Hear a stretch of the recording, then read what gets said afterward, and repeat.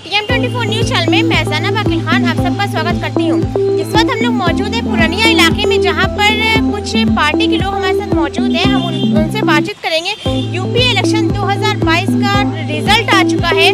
दो ही पार्टी में टक्कर दिख रही थी, एक समाजवादी पार्टी में और एक भाजपा पार्टी में। रिजल्ट आने से पहले अखिलेश यादव का ये कहना था कि ये एक आखिरी मौका है लोकतंत्र को बचाने का, और कल शाम को रिजल्ट आने के बाद जगह जगह पर होर्डिंग्स लगी, जहां पर मोदी जी की तस्वीर के साथ लिखा हुआ है कि लोकतंत्र की जीत हुई है। ऐसे में लोगों से बातचीत करेंगे कि क्या कुछ सोचते हैं। जिस तरीके से एक ऐतिहासिक जीत मिली है भाजपा को, क्या कुछ कहना चाहेंगे आप? नमस्कार, मेरा नाम नितिन अवस्थी है। मैं समाज सेवी और गौ सेवक हूँ। और भाजपा की ये जो जीत मिली है, इसके लिए सबसे पहले तो मैं प्रदेश नेतृत्व को बहुत बहुत आभार देना चाहूँगा।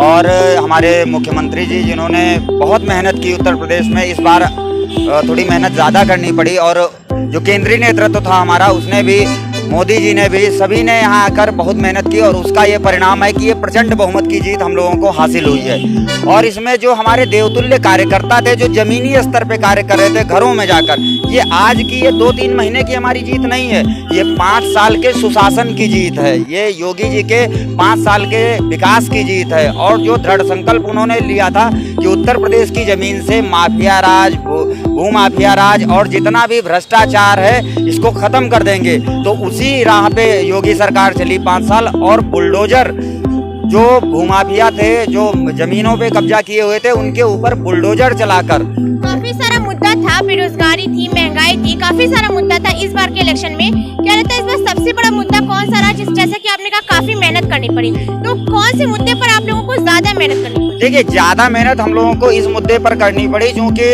किसानों का मुद्दा आप लोगों को बहुत अच्छे से पता है कि 1 साल से वो मुद्दा चल रहा था।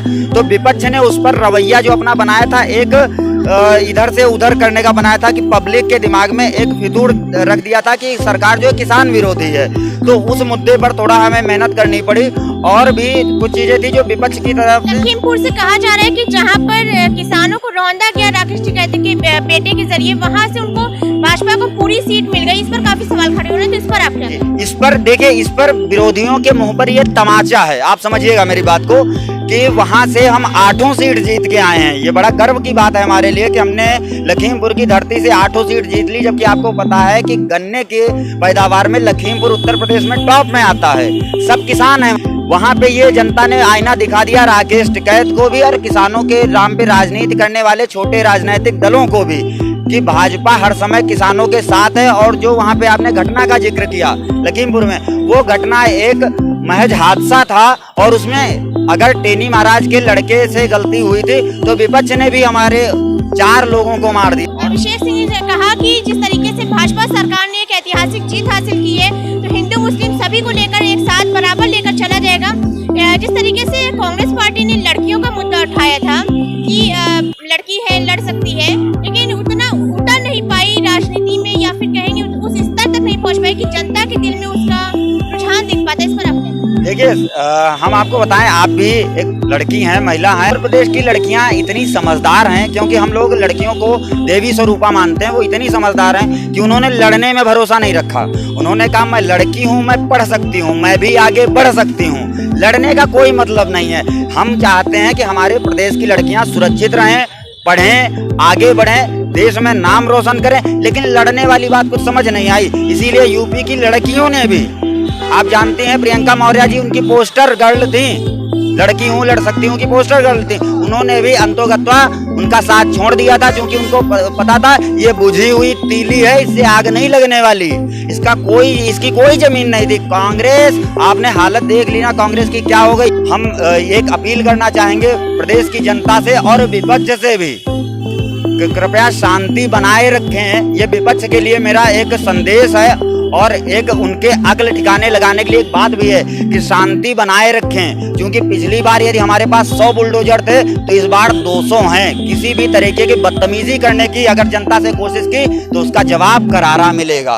राजनीति के स्तर पर ना बोले, ये बात तो अच्छा है, अगर जनता के हक में बोले तो बेहतर होगा। मैं जनता के हित में बोल रहा हूँ, क्योंकि जनता के साथ बदतमीजी करते हैं, जनता की जमीनों को हड़पते हैं। आपने देखा होगा रामपुर में क्या किया आजम खान ने, आपने देखा रामपुर में क्या किया। रामपुर के अंदर उन्होंने जनता की जमीन हड़प कर अपनी यूनिवर्सिटी बना दी। मैं रवि गांधी, समाज सेवी, गौ सेवक।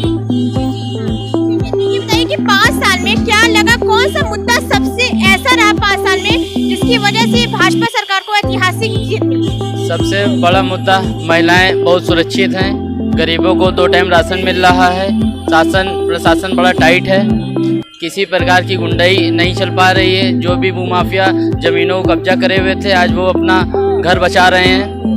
क्या नाम है आपका? संजय कुमार। जिस तरीके से भाजपा को ऐतिहासिक जीत मिली है, अखिलेश यादव ने भी काफी सारा मुद्दा उठाया था और कांग्रेस पार्टी ने भी लड़कियों का मुद्दा उठाया था, क्या कहना चाहिए? देखो, अखिलेश यादव की सरकार भी बढ़िया थी, ऐसी बात नहीं, इन्होंने बहुत लखनऊ में विकास किया है। मैं भाजपा को भी कहता हूँ, मगर कोरोना काल में उन्होंने विकास नहीं कर पाया, मगर उन्होंने काम बहुत बढ़िया किए। महिलाओं की सुरक्षा के लिए वगैरह वगैरह, राशन कार्ड फ्री बहुत, और यू आयुष्मान कार्ड मतलब वगैरह, पैसा खाते में भिजवाना, ये सब उन्हें बहुत मदद की। अब 5 साल अब यूपी ने दिया है भाजपा सरकार को, अब आने वाले साल के लिए आप क्या कहना चाहिए? आने वाला जो हमारा विजन है वो मैम देखिए क्या है कि सर्वप्रथम जो हमारी थोड़ी सी ट्रैक से गाड़ी उतर गई थी कोरोना को लेके, तो उसमें क्या हुआ, अब उसको ट्रैक पे लाना है। विकास सबसे तेजी से होगा और कुछ नहीं, हमारा एक विजन है, उत्तर प्रदेश की जनता और सरकार दोनों का एक ही विजन है कि विकास को लाना।